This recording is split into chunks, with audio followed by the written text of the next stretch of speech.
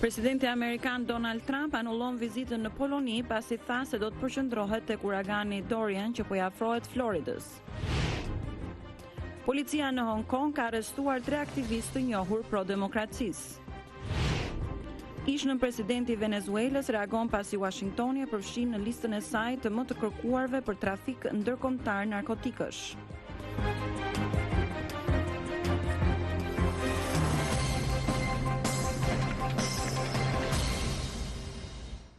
Mirëmbrëma dhe mirë se vini në programin e Zërit Amerikës Ditari. Unë jam Kejda Kostreci. Lidhja Demokratike e Kosovës dhe lëvizja vetëvendosje ende nuk po arrin të gjejnë një kompromis për koalicionin parazgjedhor për shkak të mospajtimeve rreth kandidatit për kryeministër. Kosova shënoi sot ditën ndërkombëtare të personave të zhdukur duke bërë thirrje për ndriçimin e fatit të mbi 1600 personave, pjesa më e madhe të cilëve të përkatësisë kombëtare shqiptare. Dhe për të shënuar po këtë ditë, Unioni ish të burgosurve dhe të përndjekurve politik të Shqipërisë përkujtoi masakrën e Koplikut të 71 viteve më parë, kur regjimi komunist burgosi 57 banor të Malësisë së Madhe, disa prej të cilëve i pushkatoi pa gjyq.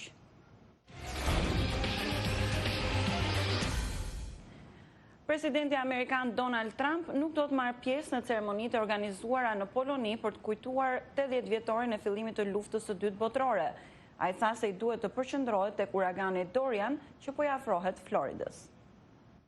Presidenti Trump tha se do të dërgojë zëvendës presidentin Mike Pence në Varshavë për të marrë pjesë në ceremonitë përkujtimore për 80 vjetorin e fillimit të luftës së dytë botërore, në mënyrë që vetë të mund të përqendrohet tek uragani Dorian, i cili po i drejtohet Floridës nga Karaibet. To ensure that all resources of the federal government are Për të focused siguruar që të gjitha burimet e qeverisë federale do të jenë të përqendruara tek stuhia që po vjen, kam vendosur të dërgoj zëvendës presidentin ton Mike Pence në Poloni këtë fundjavë në vendin tim.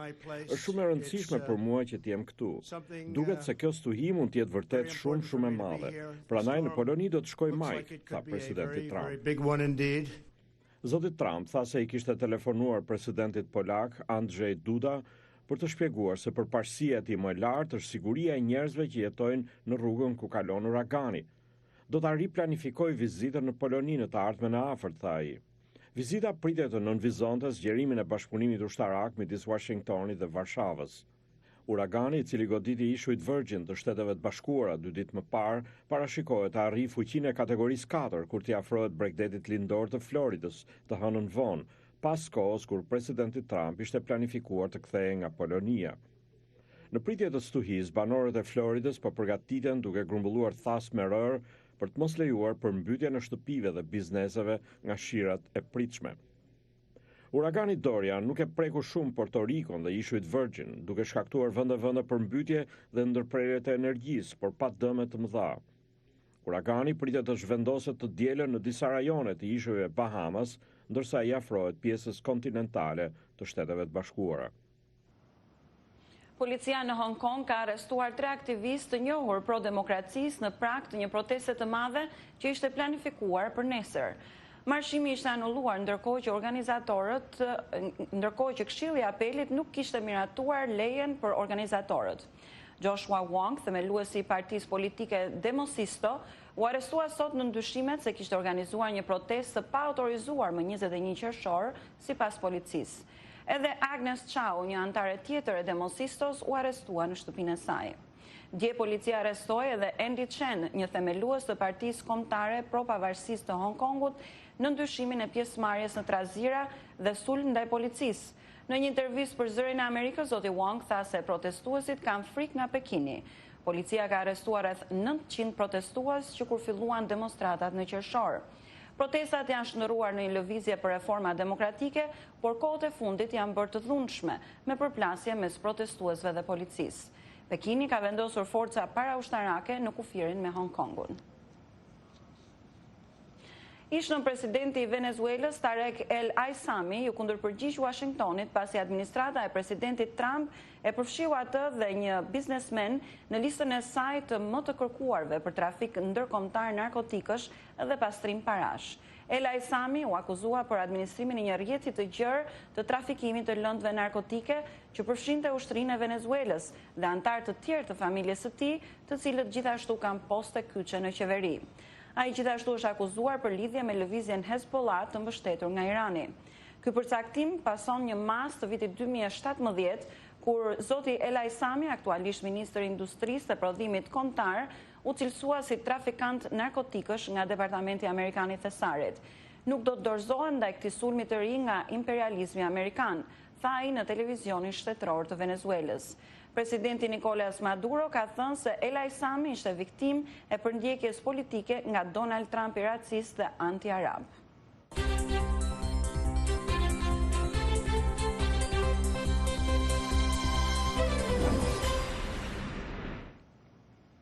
Ambasadorët e 5 vendeve kryesore euro-perëndimore në Prishtinë u bën thirrje sot partive politike në Kosovë që të krijojnë një mjedis të qetë dhe të sigurt për zgjedhjet e 6 shtetorit, ndërsa qytetarëve që të refuzojnë siç thuhet kriminalët me votën e tyre. Në një komunikat të gjatë, diplomatët thanë se presin shmangjen e keqpërdorimeve të votës dhe frikësimet e kandidatëve dhe votuesve serb të Kosovës që nuk ishin të rreshtuar me listën serbe në zgjedhjet e kaluara. Po ashtu në komunikat kërkohet që të shmanget çdo formë trysnisë, qoftë ndaj votuesve apo mediave. Zgjedhjet dhe formimi i qeverisë së re ofrojnë një mundësi për rifillimin urgjent të bisedimeve me Serbinë, me qëllim të arritjes së një marrëveshje gjithëpërfshirëse, politikisht të qëndrueshme dhe ligjërisht të detyrueshme që kontribuon tek qëndrueshmëria rajonale, thuhet në komunikat, ndërsa kërkohet dhe shmangja e retorikës populiste dhe nacionaliste. Kosova, thuhet në komunikat, ka nevojë për sundim të ligjit dhe kandidatët duhet mos kenë të kaluar kriminale apo lidhje me veprimtari kriminale, dhe se duhet të tregojnë se si do të luftojnë korrupsionin dhe krimin e organizuar dhe të kundërshtojnë pandëshkueshmërinë dhe nepotizmin në nivelet më të larta. Ndërkohë, Lidhja Demokratike e Kosovës dhe Lëvizja Vetëvendosje ende nuk u arrin të gjejnë një kompromis për koalicionin parazgjedhor, për shkak të mospajtimeve rreth kandidatit për kryeministër të vendit. Ndërsa Lidhja Demokratike ngul këmbë që kandidati e saj ta mbajë këtë pozicion, Lëvizja Vetëvendosje propozoi sot që kandidati që fiton më së shumti vota në zgjedhje të mbajë postin. Të dyja partitë janë vënë në përpjekje të mëdha për të arritur koalicionin. Një gjë e tillë do të mund të bëhet deri në mesnat, kur dhe kalon afati për të regjistruar. Më hollësisht njofton korrespondenti ynë Leonat Shehu. Lidhja Demokratike e Kosovës dhe Lëvizja Vetëvendosje po vazhdojnë edhe sot përpjekjet për një marrëveshje për pjesëmarrje të përbashkët në zgjedhjet e 6 shtetorit, pak para skadimit të afatit për të regjistruar koalicionet parazgjedhore që ka lënë në mesnat. Ndonse në shumë raste u duk se ky koalicion ishte afër realizimit, kandidaturat për postin e kryeministit që synojnë të dyja palët po e pengon atë. Derisa Lidhja Demokratike ngul këmbë që të mbështetet kandidati i saj Vjosa Osmani, Lëvizja Vetëvendosje po bën thirrje që kjo çështje të zgjidhet pas zgjedhjeve. Kryetari i Lidhjes Demokratike të Kosovës, Isa Mustafa, tha sot se partia e tij ka parafruar shumë gjëra me Lëvizjen Vetëvendosje dhe se mundësia për koalicion ende ekziston, por nguli këmbë për kandidatin për kryeministër. Nuk kemi ndonjë çështje tjetër në cilën ne themi nuk kemi pajtuar ose në cilën kemi divergjenca të mëdha. Posti i kryeministrit është ai që po e zhagit ose po prolongon këtë proces dhe ndoshta edhe pamundson marrëveshjen. Nuk është fjala këtu për atë se ne po tentojmë tani të kemi pushtet ose mos të flas për vetëvendosjen, por është çështja për atë se ne duhet ta kemi timonierin e një programi qeverisë për cilin ne besojmë se mund të implementohet. Zoti Mustafa tha se Lidhja Demokratike është interesuar që koalicion të bëjë vetëm me Lëvizjen Vetëvendosje dhe se sipas tij nëse kjo nuk arrihet tani, mund të arrihet pas votimeve të 6 shtetorit. Çdo zgjedhje tjetër na çon atë që të konkurrojmë veç e veç, edhe ne edhe Vetëvendosja, të mbajmë relacionet që kemi ndërtuar këto 2 vite dhe pasi të përfundon procesi zgjedhor pas datës 6 tetor, të ulemi prapë edhe të merremi vesh që qeverinë ta drejtojë ai i cili ka shumicën e deputetëve. Në orët e pasdites, kryetari i Lëvizjes Vetëvendosje, Albin Kurti, dërgoi një letër zotit Mustafa me propozim për kompromis. Në letër thuhet se Lëvizja Vetëvendosje nuk mund të nënshtrohet vendimeve të këshillit të një partie tjetër dhe nuk do të pranojë kushzime për kandidatin për kryeministër. Në letër thuhet se sot duke pasur parasysh shansin unik për të hapur një kapitull të ri për shtetin, lëvizja propozon një alternativë të ri për koalicionin. Të garrohet me një listë të përbashkët si LDK dhe Lëvizje Vetëvendosje pa kandidat të paradhën e të njëanshëm për kryeministër, por le të bëhet ajo ose ai që fiton më së shumti vota për zgjedhjet e 6 tetorit. Pra zonja Vjosa Osmani ose kandidati i Lëvizjes Vetëvendosje varësisht cili merr më shumë vota thuhet në letrën e zotit Kurti. Ai thekson se lëvizja është e gatshme të bëjë një lëshim të madh duke pranuar që listës zgjedhore t'i prijë kandidatja e Lidhës Demokratike Vjosa Osmani si bartëse e listës, ndërsa lëvizja Vetëvendosje të mbajë pozicionin e përfaqësuesit të koalicionit. Në letrën e tij, zoti Kurti kërkon që sot të bëhet marrëveshja politike parimore e të dorëzohet në Komisionin Qendror të Zgjedhjeve, ndërsa në ditën e vijim të hartohen listat e plotë të kandidatëve dhe platformat qeverise. Lista të jetë e baraspeshuar midis dy subjekteve, ndërsa sipas numrit të deputetëve të fituar, secila të marrë përgjegjësitë në ekzekutivin e ardhshëm thuhet në propozimin e lëvizjes Vetëvendosje. Deri më tash janë krijuar dy koalicione parazgjedhore, koalicioni i Nismës Social-Demokrate dhe Aleancës Kosova Re dhe ai ndërmjet Aleancës për Armërinë e Kosovës dhe Partisë Social-Demokrate. Tash për tash Partia Demokratike nuk ka hapur negociata me ndonjën prej partive tjera.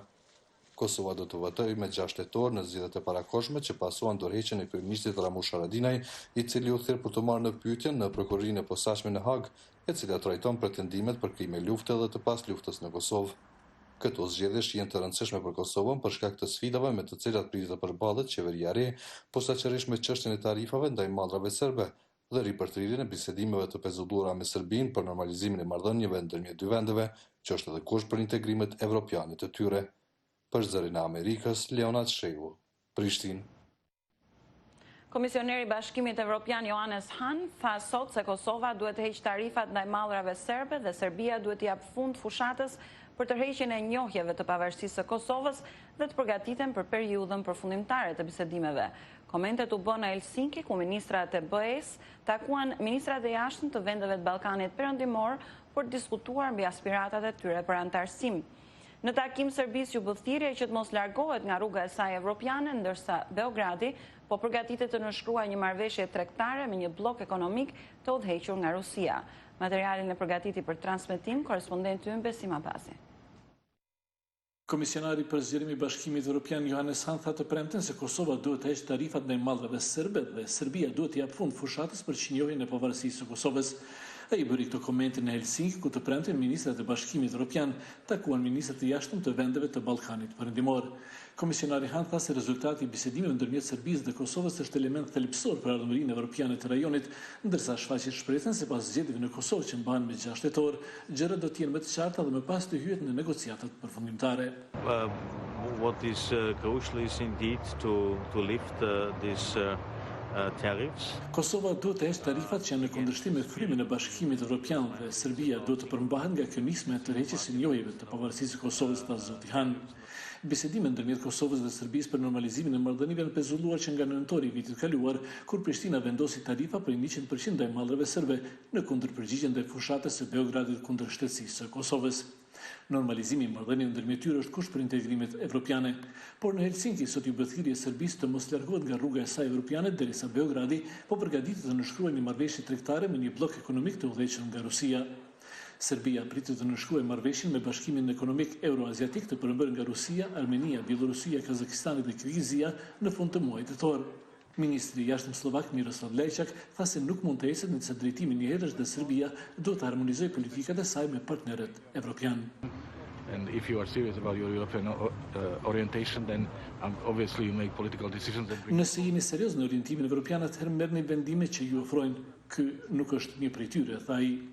Shefja në largime politike si jashtme të Bashkimit Evropian Federica Mogherini tha se antarësimi i Ballkanit në Bashkimin Evropian nënkupton jo vetëm përfitime ekonomike, por ndihmon edhe rindërtimin e paqes dhe ripajtimin. Let's not forget that some of these countries were at war just 20 years ago. Mos harrojmë se disa nga këto vende ishin në luftë vetëm 20 vjet më parë dhe kjo është një kohë e shkurtër.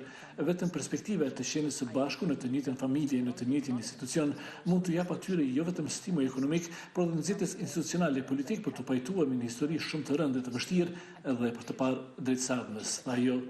Por Bashkimi Evropian është kritikuar për dështimin e përmbushjen e zotimeve, duke zvarritur hapjen e negociatave për antarësim me Shqipërinë dhe Maqedoninë e Veriut. Bashkimi Evropian është shprehur të përkushtuar për ta bërë këtë në tetor, por zonja Mogherini tha të premte se vendet anëtare ende nuk janë gati për një vendim të tillë.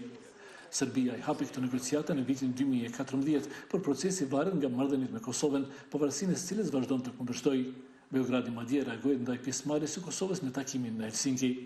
Hapja e negociatave Serbisë është mundësuar me marrëveshjet me Kosovën të vitit 2013, të cilat Kosovës i siguruan marrëveshjen e stabilizim asociimit me Bashkimin Evropian.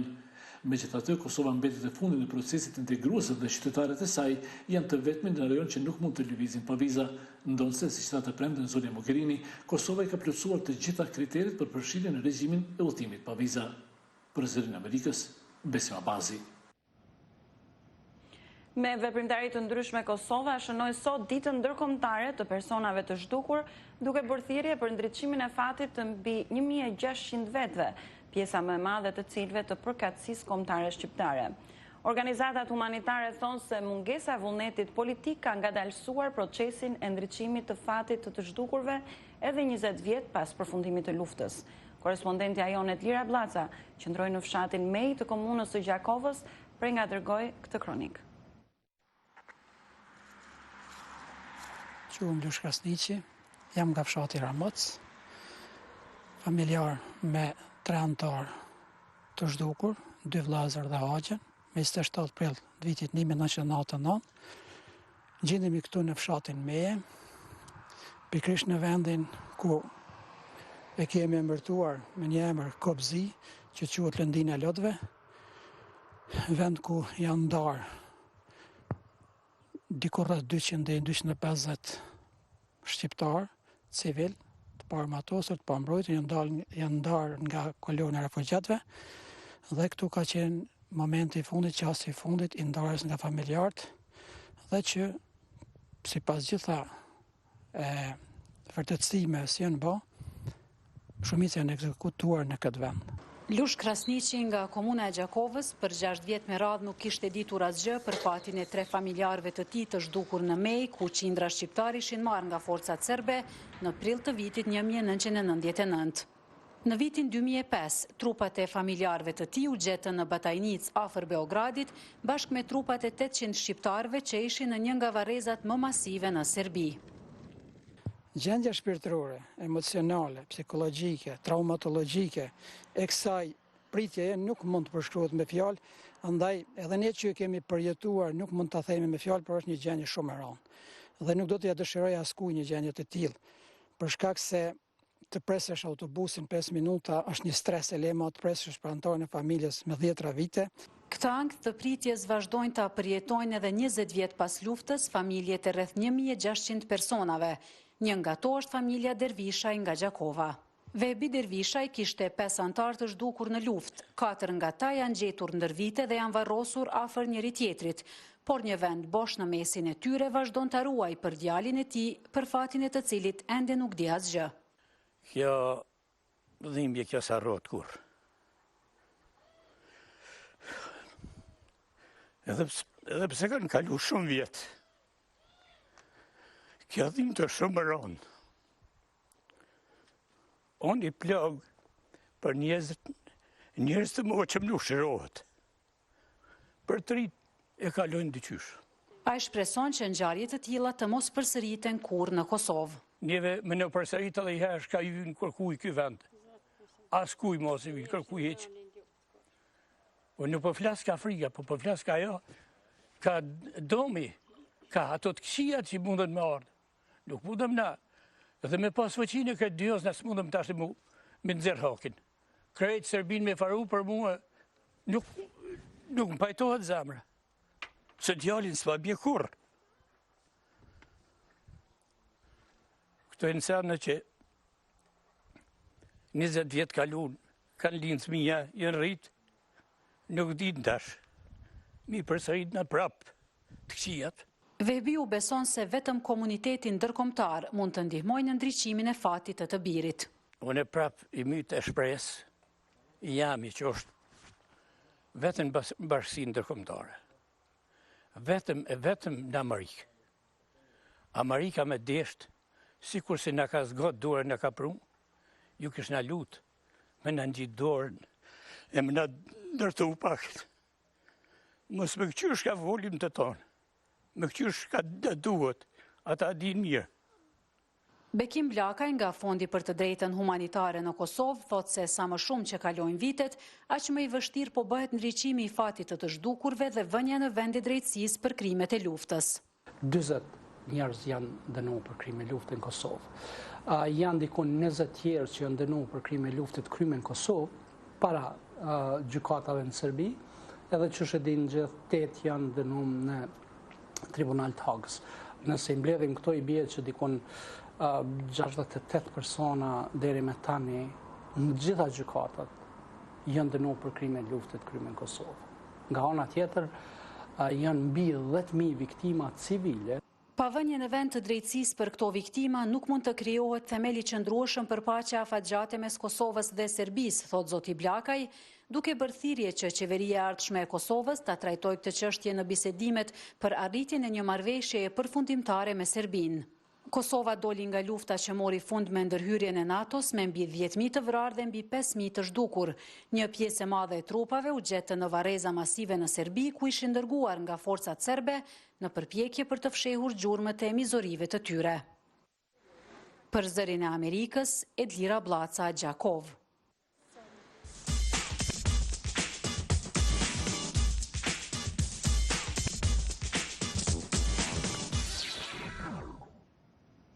Memoriali kushtuar viktimave të grushtit të dështuar të shtetit në Turqi më 15 korrik të vitit 2016 i vendosur në një zonë të parkut të madh të liçenit në Tiranë është dëmtuar sot në orët e para të mëngjesit. Policia njoftoi se pllaka me emrat e 251 personave që humbën jetën 3 vjet më parë në Turqi u godit me sende të forta nga një person i pa identifikuar dhe njëri cep i saj është thyer. Ceremonia e vendosjes së memorialit u zhvillua më 15 korrik. Ambasada turke në Tiranë njoftoi se njëkohësisht ishte inauguruar dhe rruga e dëshmorëve të 15 korrikut, si dhe parku i demokracisë së 15 korrikut. Ngjarja u pasua me reagime të shumta, duke qenë se monumenti kushtoi një zhvillimi të lidhur ngushtësisht me një vend të huaj dhe për më tepër me politikën e brendshme turke. Por autoritetet evituan të japin shpjegime. Pak javë më pas, kryebashkiaku Erion Veliaj u mjaftua të thoshte se në atë territor ka mbi 50 pika ku janë kujtuar raste të ndryshme dhe secili ka mundësi të respektohet, por pa treguar nëse mund të hiqej një paralele mes pikave të tjera, të cilave ai referohej dhe këtij memoriali. Ende dhe sot bashkia nuk ka sqaruar se i kujt ishte vendimi për ngritjen e memorialit dhe cilat ishin motivet e një vendimi të tillë. E po ashtu edhe nëse ka pasur ndonjë akt të bashkisë për emërtimin e rrugës apo parkut, gjë e cila është kompetencë e saj dhe Këshillit Bashkiak që merr në fund vendimin. Nga një vështrim i vendimeve të publikuara në faqen e Këshillit Bashkiak, nuk rezulton të ketë patur një të tillë lidhur me rrugën e dëshmorëve të 15 korrikut dhe parkun e demokracisë së 15 korrikut. Sot në ditën ndërkombëtare të zhdukurve, Unioni i të burgosurve dhe të përndjekurve politik të Shqipërisë përkujtoi masakrën e Koplikut të 71 viteve më parë, kur regjimi komunist burgosi 57 banor të Malësisë së Madhe, disa prej të cilëve i pushkatoi pa gjyq. Përfaqësues të Unionit bën thirrje për gjetjen e eshtrave të 4500 të zhdukurve në Shqipëri nga regjimi komunist. Sipas tyre, gjatë 30 viteve të fundit, qeveritë shqiptare nuk kanë bërë sa duhet për dënimin e krimeve të komunizmit. Korrespondenti i Zërit Amerikës Plumsulo ishte në Malësitë të Madhe. Të thirrur nga Unioni i të burgosurve dhe të përndjekurve politik të Shqipërisë, banorë të Malësisë së Madhe përkujtuan sot ditën ndërkombëtare të zhdukurve dhe masakrën e Koplikut të vitit 1948, kur regjimi komunist arrestoi dhe burgosi 57 banorë të Malësisë, një pjesë të cilëve i pushkatoi pa gjyq. 57 burra e gratë Malësisë Madhe, ku 14 nga Reçi arrestuan befasisht nga sigurimi dhe në krye të listë qëndronte Taro Keqi. Si krim, pa ndëshkime dhe sot met, vrasja tragjike në tortura nga kriminalit e kuq, e nacionalistit Taro Keqi, e trimit nga Kelmeni Mark Rexhaj, dhe fetarëve dhe adhetarëve Dom Aleksandr Sidani dhe Dom Pjetër Çuni. Sot të dy prej tyre janë të shenjtruar si martirë të kishë katolike shqiptare. Por drejtuesin e Unionit të ish të burgosurve dhe të përndjekurve politikë të Shqipërisë, Besim Drejgjonin, Shqipëria ka një bilans tragjik të zhdukurve gjatë viteve të diktaturës komuniste. Shqipëria, si një vend i vogël në Europë, ka një bilans shumë tragjik. Ka 4.500 pushkatuar nga regjimi komunist, të cilët nuk ka një varr në tokën e tyre. 4.500 shqiptarë, që ka 30 vjetë që kërkojnë të gjënë eshtrat e tyre, të qetësohen shpirtat e familjarve, të jenë gjendje të ndezim një qiri, të qojmë një tuflule dhe t'i përkujtojmë. Pjesëmarrësit në takimin e zhvilluar në Malësi të Madhe vlerësuan qëndresën antikomuniste të malësorëve dhe bën thirrje për dokumentimin e qëndresës së tyre. Dhanjetën, tretën eshnat, larë fëmijët e tima, larë shtëpiat e shkreta, larë shtëpiat e djeguna, për Shqipërinë e lirë. Do të lutesh të gjithë familjarëve, të 57 të burgosurve dhe të pushkatuarve me atë rast, që të sjellin dokumenta edhe kujtime nga që të evidentojmë sa më mirë edhe t'i vëmë në vendin e duhur. Unioni ish të burgosurve dhe të përndjekurve politik prej 4 vitesh vazhdon të apeloj për ndërtimin e parcelës kombëtare të zhdukurve nga regjimi komunist. Drejtuesi i Unioni, zoti Ndregjoni, thosë se deri tani asnjë prej institucioneve shtetërore nuk i është përgjigjur apelit të tyre. Ndërtimi i parcelës kombëtare dhe gjetja e eshtrave është jo vetëm një qetësi shpirtërore për familjar që i kanë humbur, por është edhe një drejtim dhe një vizion i paqes dhe i dashurisë që duhet kenë shqiptarët me njëri tjetrin, duke luftuar krimin, duke luftuar urrëtin dhe duke predikuar paqen çdo ditë si kombet e tjera demokratike europiane. Po sot, Unioni ish të burgosurve dhe të përndjekurve politikë të Shqipërisë vlerësoi me certifikat mirënjohje 13 banor të Malësisë së Madhe të burgosur apo të vrarë nga regjimi komunist. Për Zërin e Amerikës nga Malësia e Madhe, Pëllum Sulo.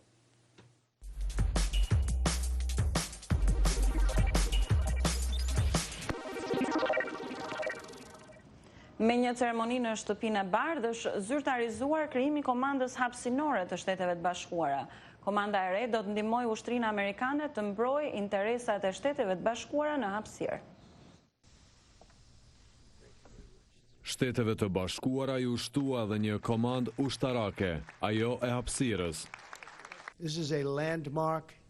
Kjo është ditë e shënuar në të cilën vlerësohet rëndësia e hapësirës në sigurinë dhe mbrojtjen kombëtare të Amerikës. Komanda e hapësirës radhitet si komanda e 11 luftuese, secila ka mision ose gjeografik ose funksional.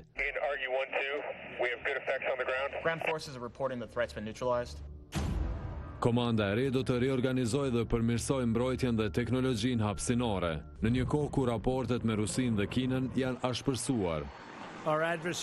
Kundërshtarët tanë po e armatosin orbitën e tokës me teknologji të reja që kanë për objektiv satelitet amerikan që luajnë rol kryesor në operacione ushtarake dhe mënyrën e jetesës në vend. Rëndësia e hapësirës është shumë e madhe për veprime të përditshme si navigimi ose veprimet bankare. Asetet hapësinore kanë rol të madh edhe në misione ushtarake, nga lëshimi raketave deri tek grumbullimi i informacioneve sekrete. Zyrtarët e administratës thonë se komanda e re është një hap para në synimet e mëdha të presidentit. Si komandë luftarake unifikuar, komanda e hapësirës është hapi tjetër i madh drejt krijimit të forcave të pavarura hapësinore si një shërbim shtesë ushtarak. Forca hapësinore do të ishte dega e parë ushtarake që kur forca ajrore u krijua pak pas luftës së dytë botërore. Por për krijimin e saj duhet miratimi dhe financimi i Kongresit, gjë që ende nuk ka ndodhur. Ishin këto materialet e përgatitura për ditarin e sotëm. Ditari mund ta ndiqni drejt për drejt në faqen tonë të internetit zëriamerikës.com, si dhe në Facebook. Natën e mirë dhe mirupafshim.